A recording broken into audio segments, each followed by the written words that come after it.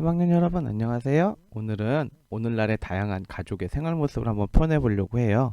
다양한 가족이 어떤 가족이 있는지 한번 알아보도록 할게요. 자, 준비됐죠? 시작합니다.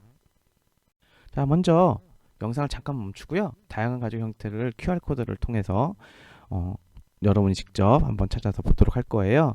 어떤 다양한 가족의 형태가 있는지 QR코드 통해서 꼭 보도록 합시다.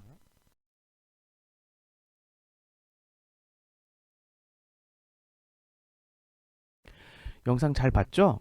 다양한 가족은 재혼, 입양, 무자녀, 다문화, 조손, 한부모 가족이 있어요.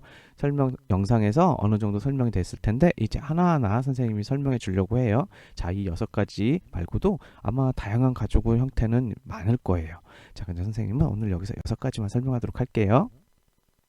먼저 재혼 가정입니다. 재혼 가족은 두 가족이 새롭게 한 가족이 되는 거예요. 엄마랑만 있는 친구와 아빠만 있는 친구가 함께 결혼을 엄마 아빠가 함으로써 이제 새로운 가족이 생기는 거죠. 이걸 재혼 가족이라고 해요. 이렇게 생긴 가족들을 보면 나에게 동생이 생겼다거나 아니면 나에게 오빠가 생겼다거나 할 수 있는 건데요. 서로 친하게 지내고 행복하게 지낼 수 있는 것이 바로 이런 겁니다. 네, 그러면 다음 것도 볼게요. 두 번째는요, 아이를 입양한 가족이에요. 아이를 입양한 날을 특별히 기념하기 위해서 그날에는 온 가족이 함께 축하도 한다네요. 입양 가족이란 바로 이렇게 신문 기사에서 보듯이 나와 엄마가 직접 낳지 않은 아이를 데려와서 함께 지내는 건데요. 이렇게 유명한 가족이 있어요. 차인표 신혜라라고 연예인 가족이 있는데 여기는 2명의 입양 가족이 있다고 합니다. 그러면 무려 몇 명이 입양된 아이들일지 모르겠죠. 어느 집은요, 바로 8명이나 입양한 집도 있다고 해요. 와, 그럼 치킨을 몇 마리를 사야 되죠? 자, 그럼 우리 입양 가족에 대해서 한번 알아볼까요? 자, 그럼 또 이번에 영상을 멈추고요. 가족의 탄생의 영상을 한번 보도록 해요. 자, 마지막에 가족마다 모습이 다르지만 사랑하는 모습은 다 같다는 말이 나오는데 어떤 말인지 한번 잘 들어봅시다.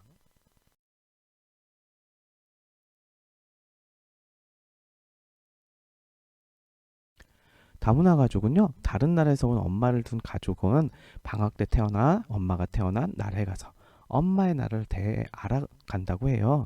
우리 주변에는 형태가 다른 다양한 가족이 살고 있어요. 이런 다양한 가족들 중에 다문화 가족은 현재 우리나라에서 많이 늘고 있는 가족의 형태입니다.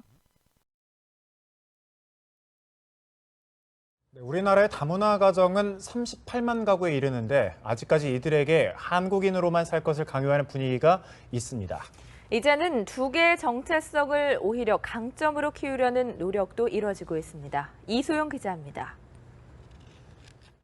10년 전 중국에서 온 천초라이 씨. 3년여 만에 귀여운 아들을 낳았지만 언어 교육에 어려움을 겪었습니다. 한국어를 가르치려니 서툰 실력이 걱정이고 그렇다고 중국어를 먼저 가르치려니 사회의 따가운 시선이 염려스러웠기 때문. 고민이 깊어가던 중에 전래동화책을 이용해 부모 나라의 서로 다른 언어와 문화를 함께 교육하는 이중 언어 지원 프로그램이 있다는 걸 알고 참여하게 됐습니다. 我看到漫游的老人没有成长糖。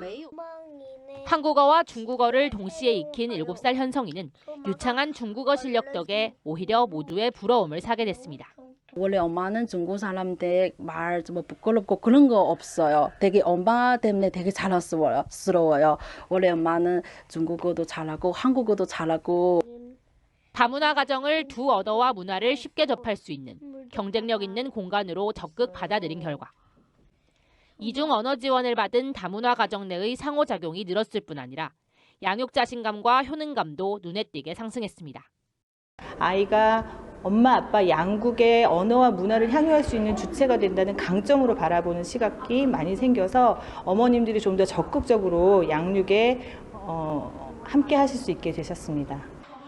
이중 언어 지원 프로그램을 마련한 세이브 더 칠드런은 중국어뿐 아니라 몽골어, 베트남어로 제작된 동화책도 인터넷을 통해 무료로 배포할 계획입니다. 연합뉴스 TV 이소영입니다. 다문화 가족에 대한 영상 잘 봤죠? 이번엔 조son 가족에 대해서 알아볼 거예요. 먼저 QR코드를 통해서 알아볼 건데 QR코드를 통해서 보면 어떤 영화가 하나 있을 거예요. 옛날에 만든 집으로라는 영화인데 그 영화를 한번 잠깐 보도록 할게요. 네, 방금 본 영화의 제목은 집으로입니다. 잡으러 아니고 집으로예요. 누구의 집으로일까요? 영화에서 할머니 집으로일 수도 있고 할머니와 떠나서 다시 본인 집으로일 수도 있겠죠. 영화에서 손자는 엄마 아빠와 떨어져 살게 돼요. 왜냐하면 엄마 아빠가 집이 어려워져서 잠시 시골에 있는 할머니에게 손자를 맡긴 거죠. 그래서 이 가족은 누구와 누가 함께 사는 가족일까요? 할머니와 손자가 함께 살고 있는 가족. 그래서 바로 조선 가족이라고 해요. 그런데 이 할머니는 말을 못 하시는 분이네요. 치킨 먹고 싶다는 손자에게 할머니는 백숙을 해주셨네요. 백숙도 영양가 있고 맛있는데 아마 손자는 답답함에 저러는 것 같습니다. 선생님이 저 영화 보면서 아이고 이 녀석이 몸이 불편해서 할머니가 해주신데 감사합니다 하고 넙죽 절을 하고 할머니께 먼저 드셔보시라고 하고 먹어야지. 투정 부린다고 혼잣말 했던 기억이 나네요. 여러분이라면 어떻게 행동했을까? 할머니께 치킨 먹고 싶다 했는데 백숙을 해주셨어. 어떻게 할 거야? 네. 그렇지만 대화가 잘 통하지 않을 때도 있지만 서로 사랑하고 행복해 보입니다. 선생님도 어렸을 때 배가 아팠을 때 할머니께서 할머니 손은 약손 하면서 문질러 주셨던데 신기하게도 금방 낫던 기억이 있어요. 여러분도 이런 기억이 있나요? 보통 할머니들은 특별한 힘을 가지고 계신 것 같아요. 많이 먹은 것 같아도 우리 손주 왜 이리 얼굴이 반쪽이 되었누 하시면서 더 먹으라고 막 하시고 아플 때 만져주시면서 낫는 것 같고 그렇죠. 할머니들의 손주 사랑 참 특별한 것 같습니다. 할머니의 사랑을 받은 사람 아주 복을 받는 거라고 해요. 고마워야 되겠죠? 혹여 할머니께서 일찍 돌아가셨어도 한 친구들도 다 할머니께서 하늘에서 지켜보고 계실 거예요. 우리 손주가 학교 공부는 잘하고 있나? 다른 친구들이랑 사이좋게 지내고 있나? 선생님 말씀 잘 듣고 학교할 땐 딴 데 안 가고 집에서 또는 학원에서 잘 지내고 있는지 지켜보고 있습니다. 여러분, 조선 가족이 어떤 건지 알겠죠? 한부모 가족은 부모님 중에 엄마나 아빠 둘 중에 한 명만 있는 가족을 얘기해요. 이런 가족이 요즘은 많이 늘고 있어요. 그렇다고 해서 힘들거나 하진 않습니다. 한부모 가족이라고 해도 항상 행복하고 즐거운 일이 많답니다. 마지막으로 무자녀 가족이에요. 부부만 같이 사는 거예요. 아이가 없는 집도 있는데요. 이걸 무자녀 가족이라고 한답니다. 이처럼 다양한 가족들이 있어요. 재혼 가족, 입양 가족, 무자녀 가족, 다문화 가족, 조선 가족, 한부모 가족이 있답니다. 자, 다음 영상을 보고요. 그 영상에서 이 가족들이 어떤 관계를 가지고 있는지 다시 한번 보도록 할게요.